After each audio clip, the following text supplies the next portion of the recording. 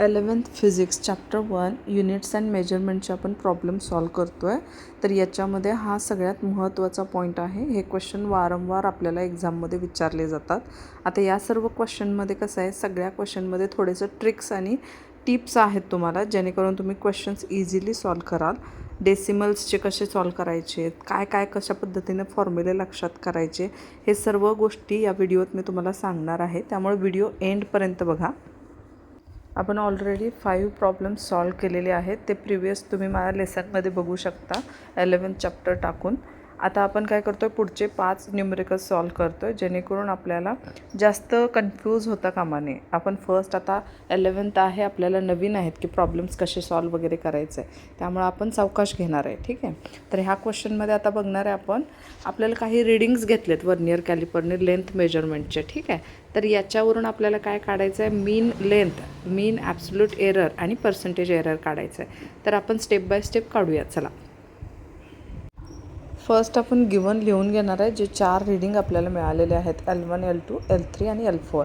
आता त्यांचा मीन काढायचा. मीन काढायचं म्हणजे काय, टोटल रीडिंगचे ॲडिशन करायचे, डिवायडेड बाय 4 करूया. ठीक आहे. ॲडिशन केली, आपल्याला काय मिळालं, 12.52/4. तर तुम्हाला मीन लेंथ किती आला, तर 3.13 सेंटीमीटर.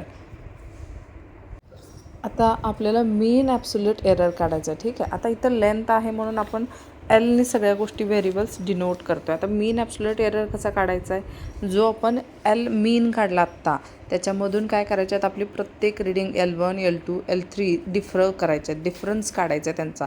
ज्या व्हॅल्यूज आपल्याला मिळतात त्या मॉड्यूलमध्ये घेत आहे, म्हणजे जे काही निगेटिव्ह जरी व्हॅल्यू आल्या तरी आपण ते फायनलला पॉझिटिव्ह कन्सिडर करून घेणार आहे.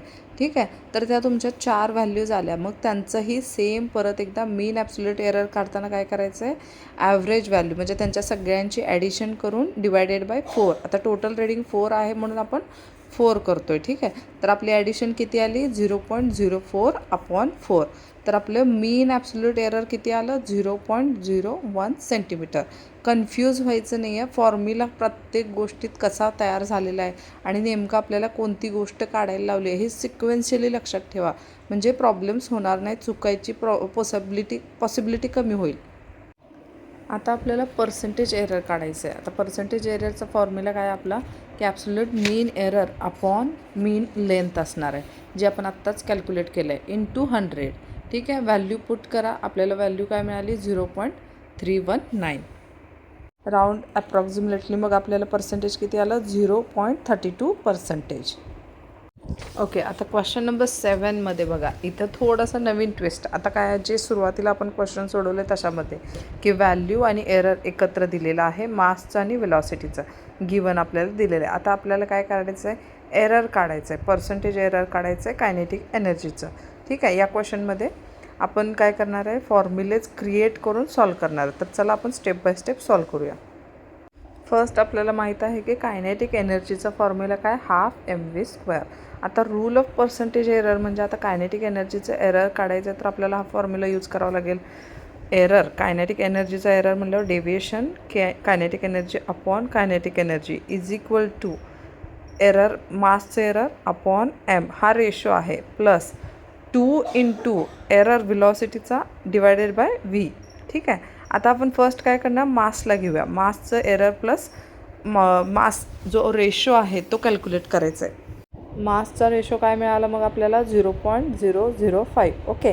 सेम तसंच आपल्याला व्हेलॉसिटीचा करायचं आहे, त्याचा रेशो काढायचा आहे, आपल्याला तो मिळाला 0.004. ठीक आहे. त्याला 2 मल्टिप्लाय करा का, तर आपल्याला फॉर्म्युल्याला तसं यूज करायचं आहे. ठीक आहे. Put the value in equation 1, का तर आपल्याला मेन काय काढायचा, रेशो कायनेटिक एनर्जी एररचा डिवायडेड बाय कायनेटिक एनर्जी. तर व्हॅल्यू पुट करून काय करायचं आहे, त्यांची ॲडिशन करायची आहे. ॲडिशन केल्यावर मग तुम्हाला एरर किती मिळाला, तर 0.013 रेशो मिळाला, kinetic energy upon kinetic energy. वर आपण एरर लिहिले, खाली कायनेटिक एनर्जीची ॲक्च्युअल व्हॅल्यू असते. आता आपण काय करणार आहे, percentage error in kinetic energy काढायचं आहे. तर मग आपला जो रेशो आहे, error of kinetic energy upon kinetic energy into 100.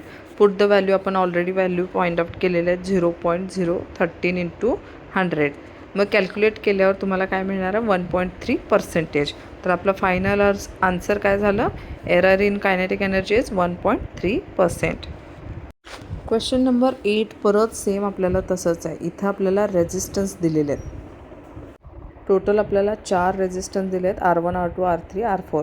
First आपण काय करणार, मीन रेजिस्टन्स काढणार. मी तुम्हाला म्हणाले होते ॲव्हरेज टोटल जेवढे रिडिंग्स दिलेले आहेत R1 R2 त्यांची ॲडिशन अपॉन 4 करायचं आहे. ठीक आहे, तर त्याची टोटल किती झाली. एक याच्यामध्ये खूप जणांना डेसिमल ॲडिशन येत नसेल तर त्यांनी सरळ साईडला रफ वर्क करावं. त्यासाठी मी सॅम्पल रफ वर्क करून दाखवले की ॲडिशन चुकता कामा नये, डेसिमलमध्ये कन्फ्यूज व्हायचं नाही आहे. प्रॅक्टिस तुम्ही जसं कराल तसं तुम्हाला डेसिमलचं जे काही भीती आहे ती कमी होण्याचे चान्सेस जास्त आहेत. ठीक आहे, तर याची ॲडिशन करून तुम्ही डिवायडेड बाय 4 करणार आहे. तर तुम्हाला आन्सर काय मिळालं, 6.145.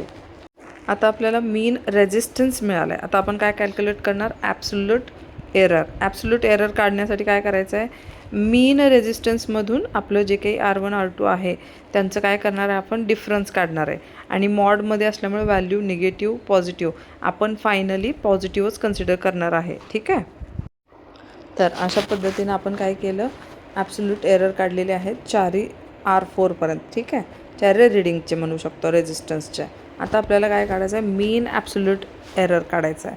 मग याच्यात आपण काय करणार, जे काही आपल्याला ॲब्सोल्यूट एरर मिळाले आहेत त्यांचं परत एकदा आपण काय करणार, ॲडिशन डिवायडेड बाय 4. ठीक आहे, आता इथं 4 आहेत म्हणून आपण 4ची ॲडिशन करतो, डिवायडेड बाय 4 करतो. जर इथं 5 असतील तर आपण 5 करणार. ठीक आहे, तर व्हॅल्यू पुट करा जे जे आपण आत्ता कॅल्क्युलेट केलेत. ठीक आहे, त्यांची परत ॲडिशन डिवायडेड बाय 4. आपल्याला मग ॲब्सोल्यूट मीन ॲब्सोल्यूट एरर काय मिळाला, 0.04 ओहम. ठीक आहे, आता इथं रेजिस्टन्स बोलतो आहे तर त्याचं युनिट लक्षात ठेवा.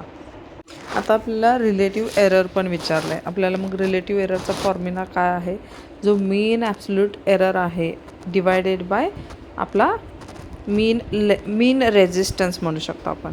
ठीक आहे, तर तो काय करणार आहे, आपण रेशो घेणार. आता बघा, मीन रेजिस्टन्स मीन जो काढतो त्याचा आहे, त्यामुळे मी डबल वेळा कन्फ्यूज फास्ट बोलण्याच्या नादात तुम्हाला कन्फ्यूज होऊ नये म्हणून मी रिपीट सांगते की हा फॉर्म्युला काय exactly, relative error is equal to mean absolute error upon mean. ठीक आहे, जर तो रेजिस्टन्स असो लेंथ असो, पण तुम्हाला नेमकं तिथं कोणती व्हॅल्यू पुट करायची हे माहीत असणं गरजेचं आहे. तर व्हॅल्यू पुट करा आणि आपल्याला मग रिलेटिव्ह एरर किती मिळाला, 0.0065. आता आपल्याला नेक्स्ट फायनल टास्क आहे पर्सेंटेज एररचा. मग पर्सेंटेज एररचा रिलेशन असलेला रिलेटिव्ह एररसोबतचा फॉर्म्युला आपल्याला माहीत आहे. Percentage error is equal to relative error into 100. मी माझ्या व्हिडिओमध्ये तुम्हाला हा पॉईंट जेव्हा शिकवत होते त्यावेळेस मी म्हणून हे सगळे मुद्दे एकानंतर एक प्रॉपर तुम्हाला सिक्वेन्शियली सांगितले जेणेकरून कन्फ्यूज होऊ नये. तुम्ही माझा प्रिव्हियस व्हिडिओ तुम्ही चेक करा. हे कन्सेप्ट चांगल्या पद्धतीनं लक्षात येणं गरजेचं आहे. सो पर्सेंटेज एररमध्ये आपण व्हॅल्यू पुट करणार आहे 0.0065. आता बघा, मी इथं एरो का केलेला आहे, ज्या वेळेस तुम्ही 110 तुम्ही डेसिमल नंबर रिड्यूस करता त्यावेळेस तुम्ही जी डायरेक्शन मी दाखवली आहे त्या डायरेक्शनली तुमचे डेसिमल काय होणार आहेत, शिफ्ट होणार आहेत. त्यामुळे मी मुद्दाम ॲरो केलेला आहे. मग आपला फायनल आन्सर काय झाला, पर्सेंटेज एरर 0.65%. तर आपल्याला फायनल आन्सर काय काय विचारलं होतं बघा, ॲब्सोल्यूट एरर, रिलेटिव्ह एरर आणि पर्सेंटेज एरर. आता कधी कधी काय होतं, क्वेश्चन पेपरमध्ये एक्झाममध्ये हे तिन्ही विचारतात, कधी 2च विचारतात, कधी वरचं एक खालचं एक, अशा पद्धतीनं कन्फ्यूज करण्यासाठी विचारतात. त्यामुळं प्रॉपर क्वेश्चन काय विचारलं आहे, कशा पद्धतीने त्याला सॉल्व करायचं आहे हे तुम्हाला प्रॅक्टिस करूनच सॉल्व करावं लागेल. ठीक आहे, ओके. नेक्स्ट 2 जे क्वेश्चन आहे 9th आणि 10th हे दोन्हीसुद्धा तुम्हाला डायमेन्शनली फॉर्म्युला प्रूफ करायचं आहे की तो बरोबर आहे की नाही. ठीक आहे, आता चला डायमेन्शनली फर्स्ट आपण हा फॉर्म्युला चेक करूया की बरोबर आहे का नाही. ठीक आहे, आता काय आहे, व्हेलॉसिटी इज इक्वल टू, आता व्हेलॉसिटीचं आणि gravity acceleration due to gravity into height यांचं जे रिलेशन आहे ते आपण बघणार आहे. V is equal to KGH. आता त्यांच्यावर मी पॉवर A आणि B का दिली आहे, बिकॉज त्यांचं आपल्याला पॉवर कॅल्क्युलेट करायचं आहे. तर चला मग आपण काय करणार आहे, फर्स्ट 1 by 1 आपण त्यांचे काय करणार आहे, डायमेन्शन्स काढणार आहे. फर्स्ट आता बघा, व्हेलॉसिटीचं आपल्याला डायमेन्शन ऑलरेडी माहीत आहे, L⁻⁴ T⁻⁻1 is equal to, आता K जो आहे डायमेन्शनलनेस कॉन्स्टंट आहे, त्याचे डायमेन्शन्स नसतात. आता ॲक्सलरेशन ड्यू टू ग्रॅव्हिटी म्हणजेच काय, त्याचे जे डायमेन्शन्स असणार आहेत ते ॲक्सलरेशनचे जे असणार आहेत तेच आहेत. L⁻⁴ T⁻⁻². आता त्याच्यावर पॉवर जी आहे ती ए देणार आहे आपण. ठीक आहे. बीचं बघू आता काय आहे, हाईटचं मग काय आलं, डायमेन्शन्स L⁻⁴ पॉवर⁻b. आता नेक्स्ट कंपॅरिझन करायचं. आता मग हे काय करायचं, एल आणि बी, ए आणि बीचं काय करणार बघा, L⁻⁴ ठीक आहे, आणि T⁻⁻²a. आता ह्या दोघांचं कंपॅरिझन करायचं आहे. ठीक आहे. LHS side, RHS side. आता फॉर एल, आता LHS आणि RHS साईडला एलचं बघा कंपॅरिझन करून काय होतं आहे, LHS साईडला जो आहे L⁻⁴ आहे. सो 1 = a+b झालं. ठीक आहे. तर मग तुम्हाला बीची व्हॅल्यू काढायला काय होणार आहे, b = 1 - a. म्हणजे तुम्हाला एची व्हॅल्यू मिळाल्याशिवाय बीची व्हॅल्यू मिळणार नाही. तर नेक्स्ट आहे फॉर टी कंपॅरिझन करताना -1 = -2a. दोन्हीकडे मायनस आहे, कॅन्सल. 1 = 2a झालं. तर मग तुम्हाला एची व्हॅल्यू काय मिळाली, 1/2. व्हॅल्यू पुट करा आपल्या इक्वेशनमध्ये, म्हणजे बीची व्हॅल्यू तुम्हाला मिळून जाईल 1 - 1/2. मग बीची व्हॅल्यू काय मिळाली, हाफ. म्हणजे तुमच्या इक्वेशनमध्ये तुम्ही व्हॅल्यू पुट करा, v = k g⁻², h⁻². म्हणजेच काय, v = k √g(h). म्हणजे हे काय झालं, डायमेन्शनली प्रूफ झालं फॉर्म्युला.